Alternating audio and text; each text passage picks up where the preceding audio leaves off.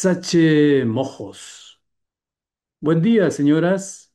Buen día, señores. Ejamipko meme noviono, ejamipko tata noviono. Es septiembre. Hay varios aniversarios regionales. El 24 de septiembre es aniversario del departamento Pando. Creado en 1938, el departamento Pando fue creado por un decreto del presidente Germán Bush.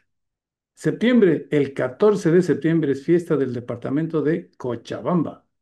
Celebra el derrocamiento en 1810 del gobernador español de entonces.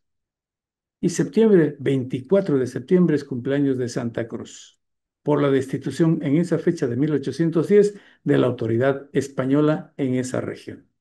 Felicidades a los pandinos, a los cochabambinos y a los cruceños. Y claro, es también 14 de septiembre, fiesta de exaltación de la Santa Cruz, como ya dijimos en el programa anterior. Felicidades también a los cayubabas. Con esa introducción y acompañado de promesa de otras cosas más, comenzamos el programa cultural Sachemojos.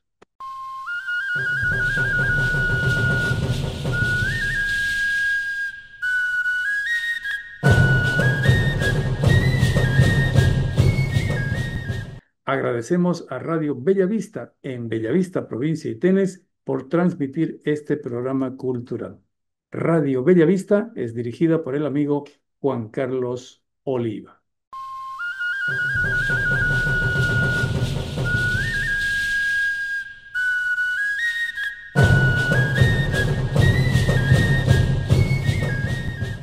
Aniversario de Puerto Siles. El 7 de septiembre es aniversario de Puerto Siles. Puerto Siles es un municipio en el centro del departamento del Beni. Colinda con San Joaquín por el lado sur y su territorio tiene límite con el río Mamoré por el lado oeste. El lugar es un puesto de paso en el camino entre San Joaquín y Guayaramerín y es uno de los puertos principales en el recorrido por el río Mamoré. Los pobladores celebraron 314 años de la fundación de esa comunidad. Ese día, en la mañana hubo acto y desfile cívico a cargo de las unidades educativas de Puerto Siles y de la comunidad Altura El Carmen, que está muy próxima allá. En la tarde se efectuó la entrada folclórica. El día anterior hubo feria gastronómica con comidas en base de pescado. En este caso fue una actividad de los alumnos y docentes de las dos unidades escolares. El lunes 8 se realizó la misa y procesión en honor a la Virgen de la Purísima, que es la patrona de la comunidad. Puerto Siles es un punto reconocido por los antiguos navegantes fluviales que hacían transporte por el río Mamoré. Felicitaciones a los porteños allá en ese aniversario. Espérenme un segundo, ya regresamos con más Sachemojos.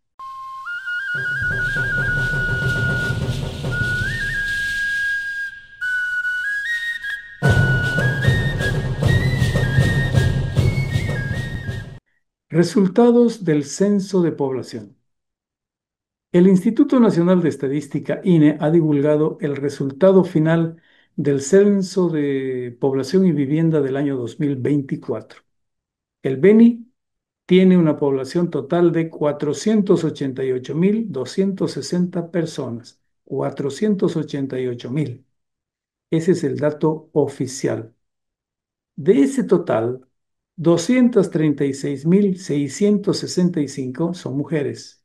236.000 y su pedazo. Y los varones somos 251.595. 251.000 varones. Un poquito más los hombres que las mujeres.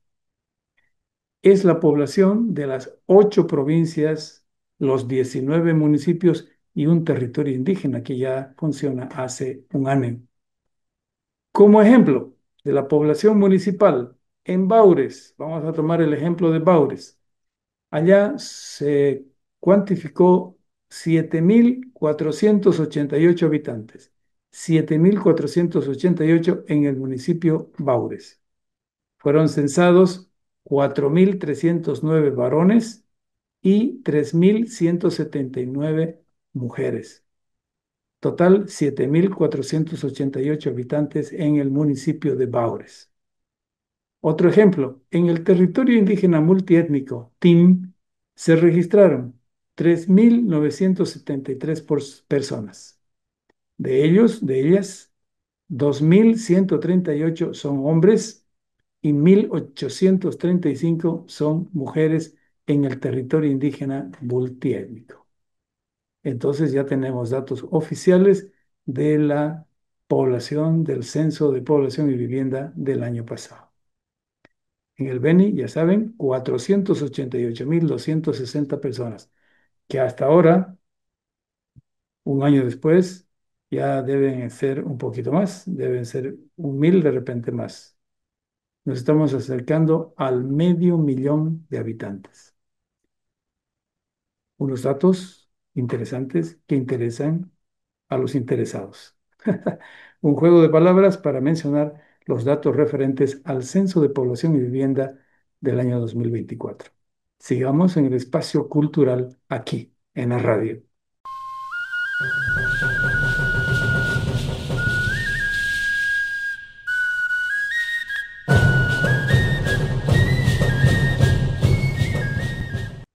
Idiomas en peligro. Del Censo Nacional de Población y Vivienda del año 2024 se han obtenido muchos datos. No solo se cuenta la población, la cantidad de gente en cada vivienda y en todo el país. El censo también reúne información de la vivienda, los servicios básicos, de la educación, de la salud, etcétera, etcétera. En cuanto a la educación, vamos a tomar un ejemplo. El censo 2024 ha señalado algunos aspectos de la educación en el país a nivel nacional, departamental y a nivel municipal.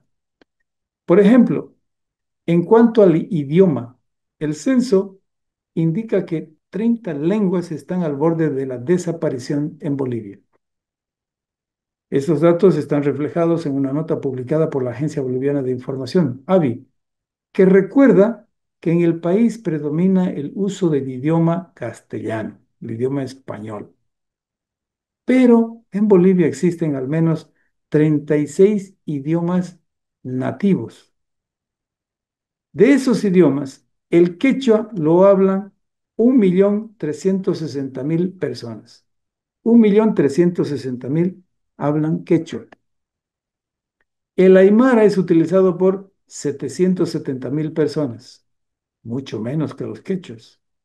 Y el guaraní lo hablan un poco más de 43.000 habitantes.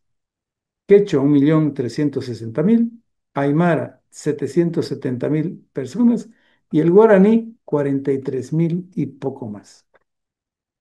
En la zona tropical, el chimane lo hablan más de 16.000 personas. El huenayec, en el sur de Bolivia, es natural para más de 4.500 personas.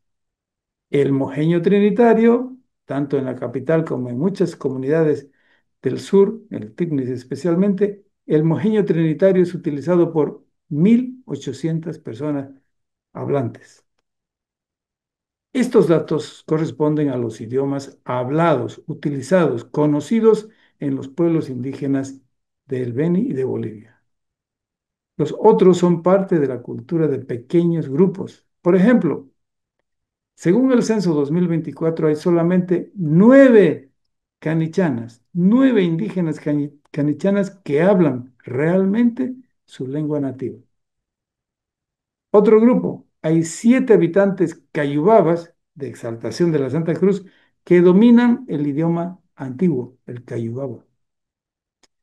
y solo 9 indios del grupo Moré y 8 joaquinianos usan su lengua con regularidad. 9 Moré y 8 joaquinianos lo hablan, lo entienden, el idioma propio. En los demás pueblos indígenas, del mismo modo, son pequeños grupos los hablantes de su idioma materno, los que aprendieron de la mamá del papá. La nota de Avi apunta que varios idiomas se encuentran en riesgo crítico de desaparición por la reducida cantidad de hablantes. ¿Qué hacemos entonces? Hay mucha gente que habla idioma nativo, pero hay mucha gente que no lo habla y mucho más gente que está viendo cómo se desaparece su idioma de sus abuelos y ancestros. Mucho más, tanto en la zona norte como en la zona sureste.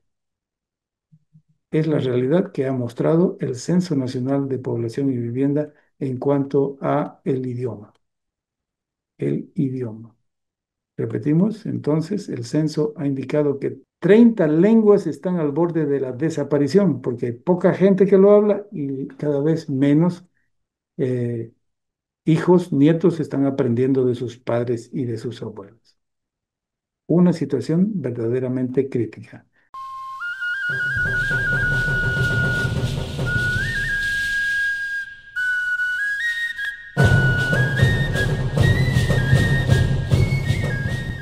Calendario histórico regional. Llegó el espacio que usted esperaba. Algunos lo prefieren en lugar de otras cosas, pero este es un sector especial para recordar hitos de nuestra historia. Calendario histórico regional, año 1772, 15 de septiembre.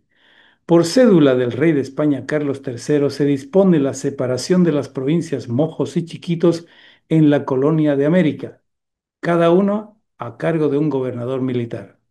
El rey designó gobernador militar de Mojos a Ignacio Flores, sujeto a la autoridad del presidente de la audiencia de Charcas. La misma cédula real dispone que el gobernador de Mojos sea administrador de la provincia de Apolobamba, regida por la congregación de los franciscanos. En 1776, el Alto Perú fue separado del Virreinato del Perú y anexado al Virreinato de Buenos Aires. Calendario histórico regional, año 1952, 15 de septiembre. Se inaugura la Escuela San José por el obispo Carlos Anazagasti. Está dirigida por el secretario del obispo, el padre Daniel Gorostizaga. El 2 de febrero de 1953 se transformó en el Colegio Madre Seton, con alumnos de kinder, primero y segundo de primaria. Fue dirigido por las hermanas Inés Oler y Clara Stanton, en el local ocupado después por la Heladería Oriental. Fue escuela mixta por 9 años. En 1962 entregó su primera promoción de bachilleres. En 1980, las Hermanas de la Caridad cedieron la regencia a las misioneras Hijas del Calvario y en el 2002 llegaron las misioneras Cruzadas de la Iglesia. Actualmente, el Colegio Seton es dirigido por los sacerdotes de la Orden de Franciscanos. Calendario histórico regional, año 1969, 15 de septiembre. Parte de Trinidad una caravana de 6 vehículos de la Federación de Chóferes del Beni hacia la ciudad de Santa Cruz. Los transportistas, 11 choferes y 3 guías, tardaron 15 días en hacer el recorrido cruzando pampas, montes y bajíos. ¿Para qué? Para reclamar la construcción de una carretera estable entre las dos ciudades. La caravana fue encabezada por el ejecutivo de la Federación, Mario Uriona Guzmán. Fue la primera acción realizada por el Sindicato de los Transportistas, fundada el 1 de mayo de ese año. La carretera asfaltada entre Trinidad y Santa Cruz se concretó 32 años después, en el año 2001. Calendario histórico regional, año 1702, 16 de septiembre. Fallece el sacerdote jesuita Cipriano Barase Maínz, cerca de Baures, actual provincia Itenes. Lo mataron indígenas de esa nación cuando intentaba formar una comunidad. Había integrado el equipo evangelizador que llegó a Mojos con Pedro Marván y José del Castillo. Barace fue el pionero que arreó 200 cabezas de ganado desde Santa Cruz hasta Loreto, dando inicio a la actual ganadería boliviana. Fundó la misión de la Santísima Trinidad, hoy capital del Beni. Los restos de Barace fueron recuperados en 1930, 228 años después, por el profesor Carlos Felipe Loaiza Beltrán. Estaban en un cántaro enterrado en la iglesia de Baures. Loaiza los llevó a Trinidad y entregó al vicariato del Beni. Barace había nacido en Izaba, Navarra, España, en 1641. Calendario histórico regional, año 1918, 16 de septiembre. Nace Horacio Salas Cáceres en Reyes, provincia Valliviana. Estudió la primaria en esa misma escuela.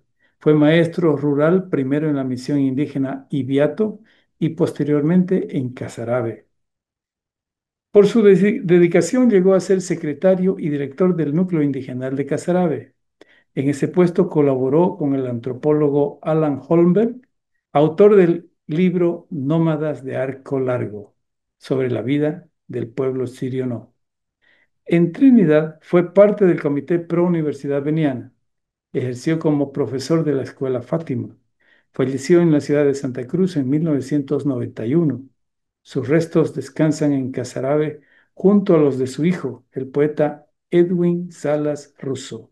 Calendario histórico regional, año 1990, 17 de septiembre. Llega a la ciudad de La Paz y culmina la marcha por el territorio y la dignidad, liderada por la Central de Pueblos Indígenas del Beni. Los indígenas de las tierras bajas, más de 1 millar de hombres y mujeres, incluso ancianos y niños, son recibidos por una multitud.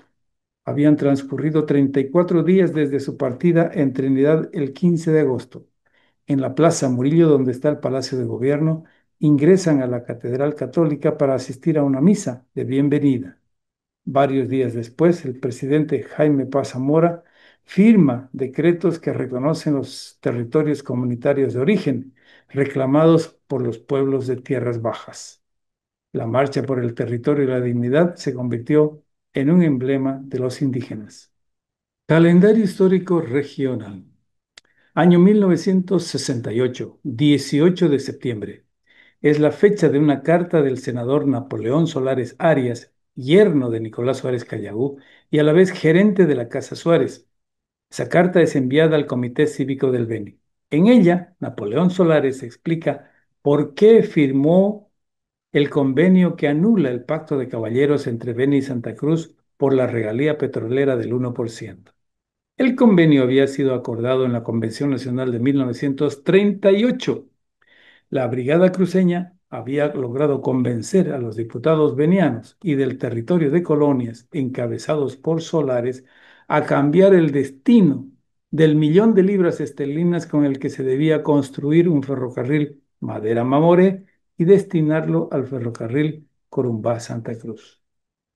30 años después de la convención, en su carta, Napoleón Solares reconoció que el proyecto de ley fue cambiado sin consulta a las instituciones venianas. Calendario histórico regional, año 2004, 18 de septiembre. Fallece en La Paz la poetisa Mari Monge Landívar, reconocida y laureada autora, abogada egresada de la Universidad Mayor de San Andrés. Como profesional fue subcontralora general de la República, autora de los poemarios Avalorios, Dulce y Amargo, Con los ojos abiertos. Escribió también varios cuentos. Militante política, había nacido en Trinidad en 1936. Mari Monge murió 4 días antes de su cumpleaños número 68. Calendario histórico regional, año 1984, 21 de septiembre. Un decreto firmado por el presidente Hernán Siles Suazo declara prioridad nacional la construcción de la carretera Trinidad-Santa Cruz. En 1986, las corporaciones de desarrollo de Beni, Cordebeni y de Santa Cruz, Cordecruz, acuerdan ejecutar la obra y crean una unidad descentralizada del gobierno central. El diseño final aprobado en 1991 divide el camino en 12 tramos. Financian la obra Fonplata, la Corporación Andina de Fomento y las dos prefecturas, además de la Organización de Países Exportadores de Petróleo. 5 empresas constructoras diferentes participan de la obra en 17 años de trabajo. La carretera fue inaugurada en noviembre del año 2001 por el presidente Jorge Quiroga Ramírez. Calendario histórico regional, año 1989, 21 de septiembre. Fallece el abogado Guillermo Áñez Liendo, siendo juez de instrucción en lo penal de la capital del Beni. Fue asesinado en la puerta de su casa con 2 disparos de revólver. El autor del crimen fue identificado y posteriormente detenido. El sospechoso se fugó de la cárcel y fue nuevamente apresado. En el proceso, el criminal fue condenado a 30 años de prisión. Guillermo Áñez fue declarado mártir de la justicia boliviana. Había nacido en Trinidad. Calendario histórico regional, año 1995, 21 de septiembre. Se crea el Parque Nacional y Área Natural de Manejo Integrado Madidi, con territorio en el Departamento de La Paz, para proteger la biodiversidad, promover el uso sostenible de los recursos naturales y realizar investigación científica. Y también otro grupo decide hacer esa investigación en Alemania. El decreto firmado por el presidente Gonzalo Sánchez de Lozada concede 1 millón de hectáreas a la zona protegida en las provincias Iturralde y Franz Tamayo de La Paz. Su puerta de ingreso es la ciudad de Rurrenabaque. Calendario histórico regional, un sector especial aquí en Sachemojos.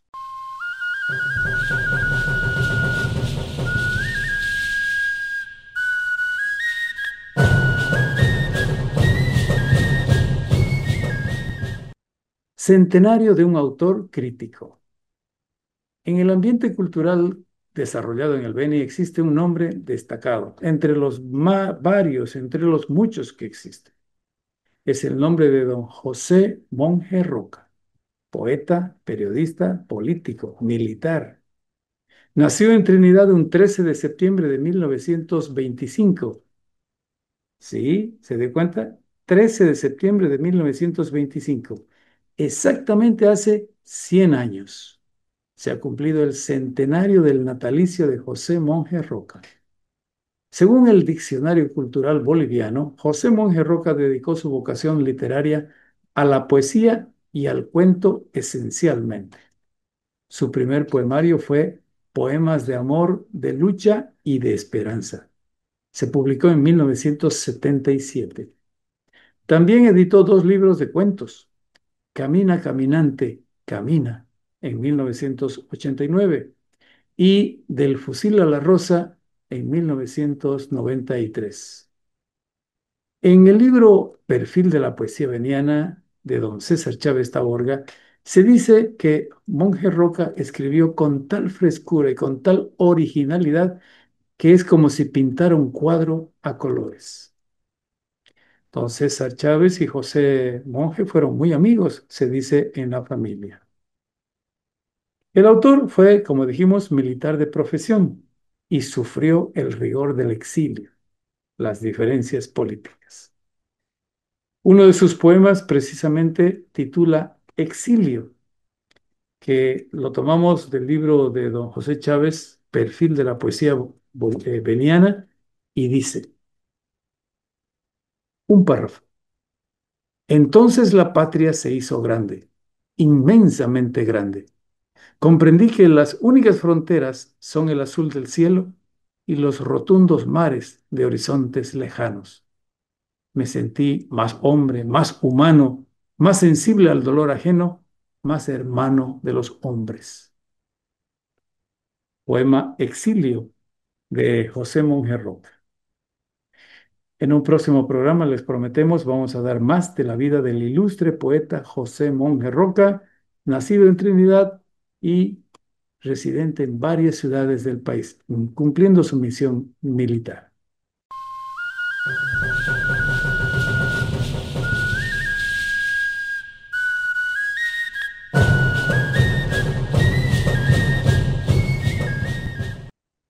Los peces de Litenes. En la olla amazónica sudamericana, Bolivia se distingue como una de las áreas más ricas en biodiversidad de toda esta región. En la zona, uno de los ríos más importantes es el Itenes, que sirve de frontera entre Bolivia y Brasil. En la cuenca del río Itenes, porque se incluyen varios afluentes y lagunas de ambos países, existen varias especies de peces. Con este marco, este fin de semana se realiza la Feria del Pescado en Bellavista, provincia Itenes, donde está el río de ese nombre. No pudo haber mejor razón aquí en Sachimojos para hablar de los dos temas, de los peces y de Itenes. Y para eso hemos visitado el Centro de Investigación en Recursos Acuáticos, el CIRA, de la Universidad Autónoma del Beni en Trinidad. Allí buscamos al doctor Luis Torres Velasco. Es uno de los investigadores del Centro de Investigación en Recursos Acuáticos. Don Luis, gracias por platicar con Sachemojos.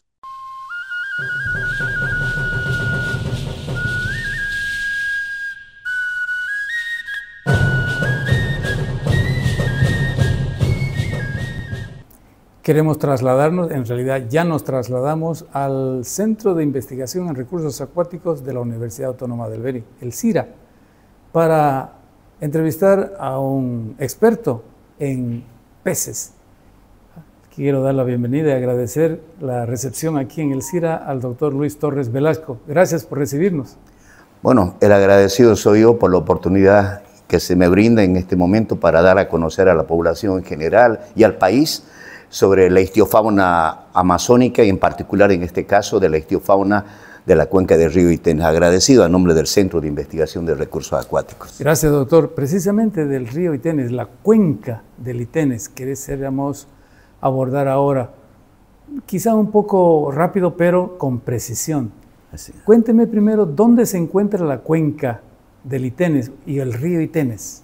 Bueno, la cuenca del Itenes se encuentra en la provincia Itenes del departamento del Beni.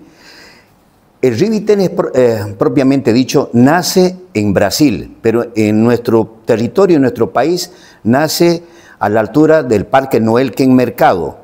Tiene una extensión total de 146.840 kilómetros cuadrados y tiene una longitud de frontera de 860 kilómetros de recorrido, desde el Parque Noel Mercado hasta la confluencia, hasta donde recibe o fluctúa con el río Mamoré. Entre la provincia Mamoré y la provincia Bacadíes, prácticamente, ¿no? Así es. Hacen frontera, precisamente. ¿Esta cuenca tiene también lagunas, lagos? Bueno, hablar de la cuenca del Itenes es no solo referirse en este caso al río Itenes, sino que también hay dos importantes ríos, dos importantes afluentes que tienen sus propias características físico-químicas de agua y por ende sus propias características geomorfológicas, lo que implica que tienen también diferencia en cuanto a especies. Lógicamente, hay especies que están en los tres ríos. Entonces, el río Blanco y el río San Martín. Vea usted, el río San Martín, por ejemplo, es de aguas negras. El río Blanco, como su nombre lo indica, es de aguas blancas. Y el río Itenes es de aguas cristalinas. Por lo tanto, su físico-química de estos tres ríos varía, ¿no? Un parámetro que varía mucho es la transparencia. El río de mayor transparencia, en este caso, es el río Itenes. El río de menor transparencia es el río Blanco. Y de mediana transparencia es el río San Martín. Hay especies propias para cada una de estas subcuencas. Eso sin duda influye en quienes lo habitan, esos ríos, ¿no? Los peces. ¿Qué variedad de peces, qué tipo de peces hay en estos ríos? Bueno, la primera expedición que se realiza en convenio con la ORSTO, la Universidad Técnica del Beni, fue en 1984. Perdón, ¿no? El Orston es el proyecto francés, ¿no? Con lo que nace prácticamente esta colección científica y este museo. El instituto, ¿no? Ajá. Entonces hace con el doctor Lorenzo Lausane y Gerard Lubens, que son el 84. el 84, porque el primer convenio se firma en 1981, pero el 84 se hace la primera inclusión. Donde no participa, en este caso, los que hemos quedado ahorita como mi persona, ¿no? Pero estaba el doctor Aquín, Tochi Aquín, que él es el que participa como contraparte en esa expedición. Ahí se obtiene el primer listado de las primeras especies que están grabadas acá en la colección científica, de qué había en el Río Blanco, en el río Itenes y en el río San Martín. En total ellos llegan a clasificar 310 especies. Una de las especies que hasta la fecha es la más abundante es el tucunaré, o sea, de la familia de los cíclidos, ¿no? Entonces eso es lo que puede llamar la atención en el río San Martín especialmente y en el Blanco. Todo lo contrario, por ejemplo, es en el río Itenes. El río Itenes es un río productor de la familia de los bagres, de la familia Pimelodidae, de los siluriformes, como el surubí, ¿no? La chuncuina, el general, el muturo, el saltador, la piraíba, ¿no? Entonces, son ríos que tienen su particularidad. No quiero decir que en el San Martín, en el Blanco, no hayan estas especies, excepto la piraíba. La piraíba no está registrada para el río Blanco y el río San Martín, pero sí está registrada en abundancia en lo que es el río Itenes. ¿Qué hace que haya en unos ríos unos más que en otros o qué los distingue? Ya. Al igual que la geografía terrestre influye mucho, en este caso la físico-química del agua, ¿no? Por ejemplo, la piraíba... El tipo de suelo. El tipo... no, eso sería su geomorfología, la calidad del agua, digamos, la calidad del agua. Por ejemplo, un parámetro fundamental para que no haya piraíba en el San Martín y en el Blanco es los niveles de oxígeno. El Itenes es un río de mayor oxigenación que el río secundario, que en este caso es el Blanco y el San Martín. Ajá. Otros parámetros podría ser el pH, ¿no? Sí, la alcalinidad y la acidez. El río Itenes es más tendencia a neutro. Todo lo contrario es el San Martín. Es una tendencia más un poquito ácida, ¿no? Que puede bajar a 6.8, 6.9, que no es común en los ríos blancos, en el río Blanco. El río Blanco tiene una alcalinidad ligera, 7.6, 7.8, ¿no? Entonces, esos son los parámetros que hacen que en algunos los peces se sientan más cómodos en este tipo de agua. Pero la migración o el recorrido de cada una de estas especies los lleva a diferentes tipos de agua, solo que ellos se sienten más cómodos en su ambiente, en su tipo de agua, y este es el caso de la piraíba, necesita mayores niveles de oxigenación. ¿Y estas condiciones de oxigenación y tipo de agua tiene que ver también con los lugares de reproducción? Bueno, en estos casos sí, es muy interesante la pregunta, si me permite poder ampliar más. Fundamental en el caso para la piraíba. La piraíba es una especie de reproducción migratoria. Quiere decir que tiene que migrar de un punto X a un punto Y. No podría reproducirse, por decir, en la Laguna Suárez.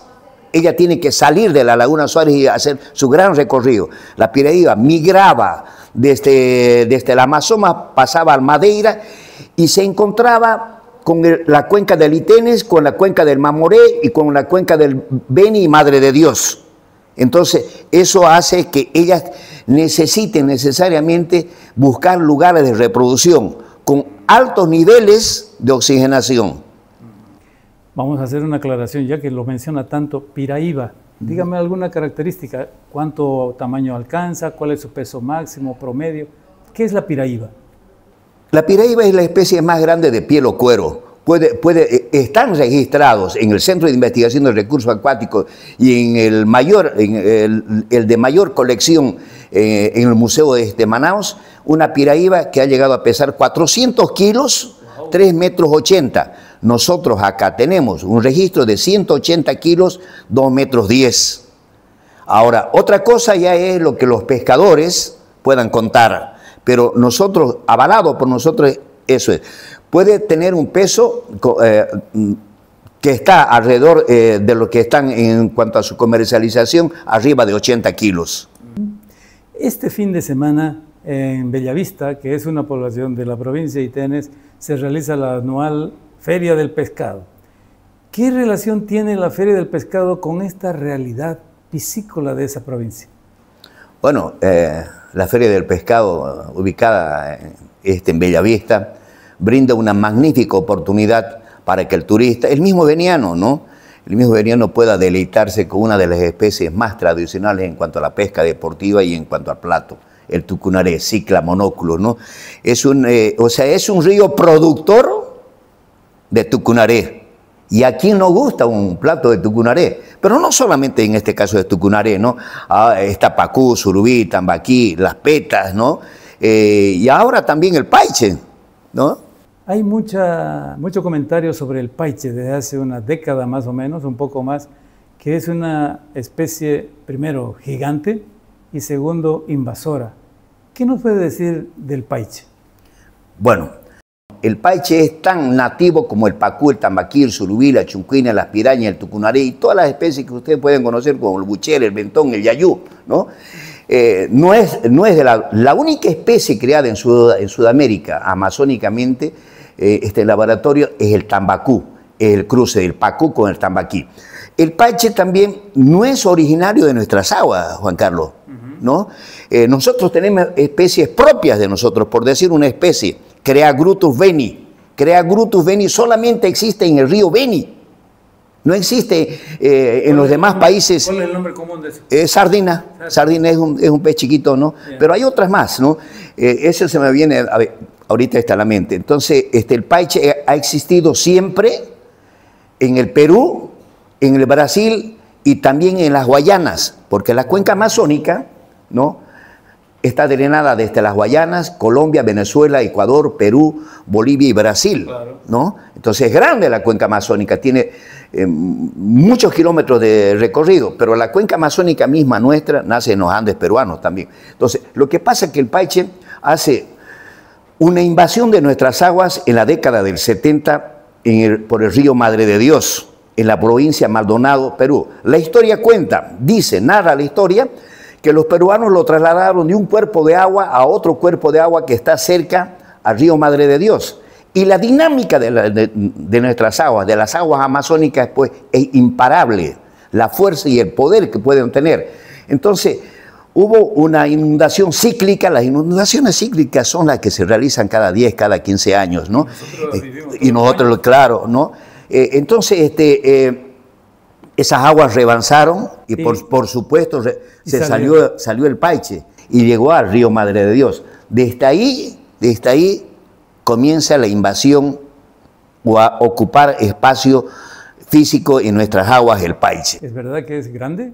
El paiche también es otra de las especies, en este caso de escama, que puede llegar a pesar 300 kilos, 3 metros. Los registros nuestros están en 120 kilos, pero hay compañeros pescadores deportivos y pescadores comerciales que ya han registrado de 200 kilos.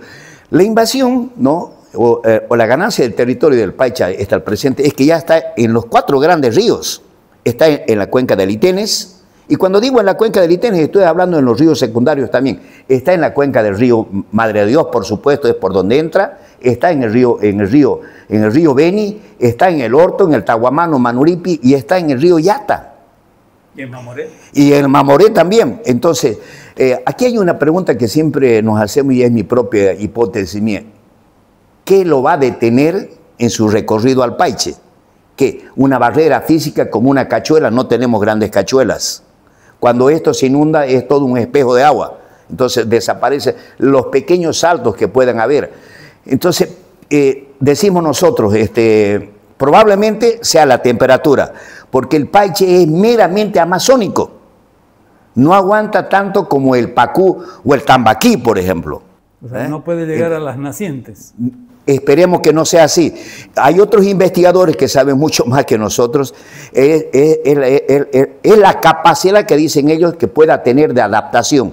Si así fuese, es catastrófico que llegue a las nacientes, porque las nacientes, Juan Carlos, es lugares de reproducción del paiche. ¿no? No, perdón, de las demás especies, como el pacú, el tambaquí, no me estaba asustando. sí, no, el pacú, el tambaquí, el surubí, la piraíba, el muturo, el saltador, de todas las especies migratorias. Entonces, si el país llegase a las nacientes, en este caso sería muy catastrófico.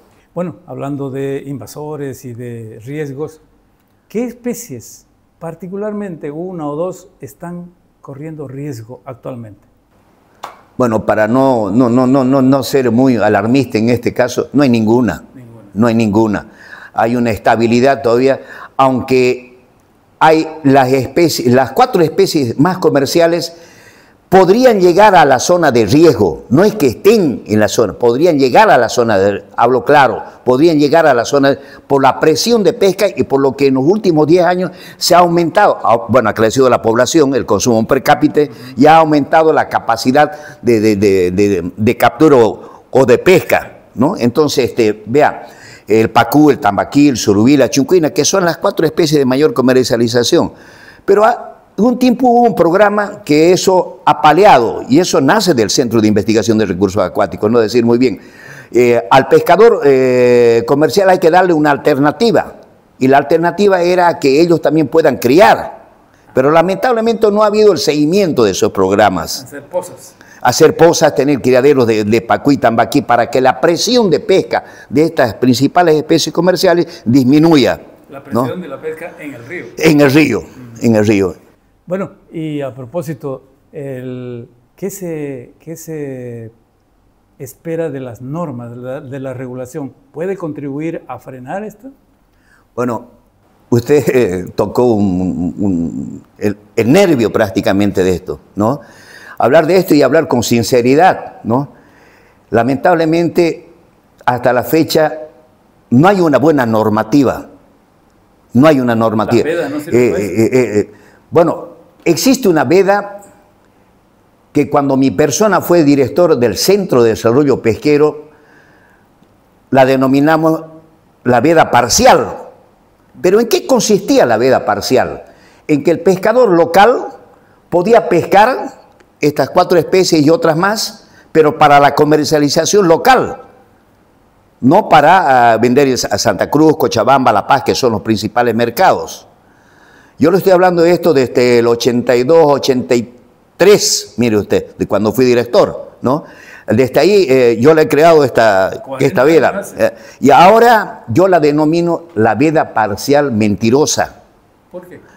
Es interesante, porque no la cumplen, pues. Igual el pescador pesca las 4 especies y las comercializa en Santa Cruz, Cochabamba y La Paz. O sea, no se da cumplimiento a esa normativa.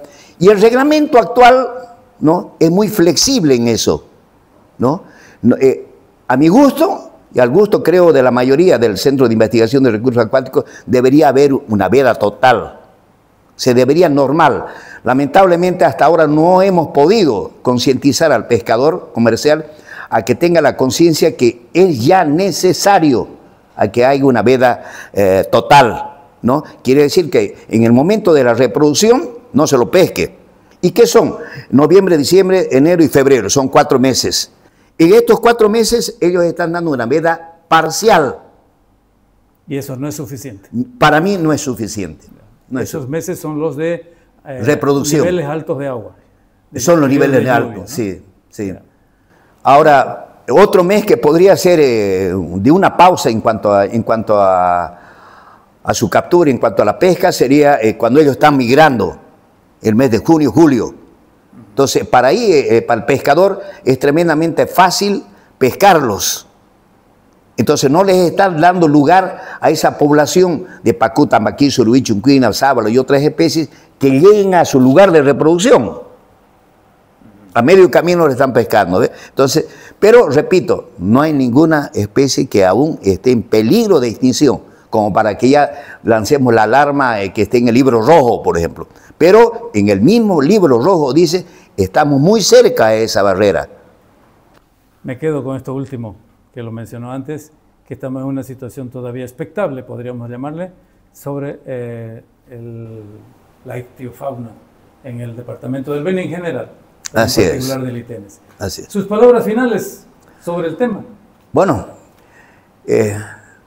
Que tiene crear usted la, algo que decirme. sí, sí, sí, sí. Crear la conciencia siempre al ciudadano, al pescador deportivo, al pescador comercial. Es tan lindo llegar a nuestros ríos, no contaminarlos, sino que la lata, la pila, el diésel, todo eso lo manejemos con cuidado y que respetemos los tamaños de reproducción. El futuro de la pesca, el futuro de los pescados, va a ser el futuro de nuestros hijos y de nuestros nietos. Ellos también tienen el derecho de disfrutar de lo magnífico que es la cuenca amazónica y lo magnífico que es pescar un pacú de 10, 15, 20 kilos, cosa que ya en la actualidad es un poco difícil. O tener la suerte de poder pescar un surubí, una chuncuina de 30, 40 kilos. Por lo tanto, es responsabilidad de todos preservar la cuenca amazónica, preservar nuestros ríos para el futuro de nuestros hijos. Hecho. Gracias al doctor Luis Torres Velasco del Centro de Investigación en Recursos Acuáticos de la Universidad Autónoma del Beni.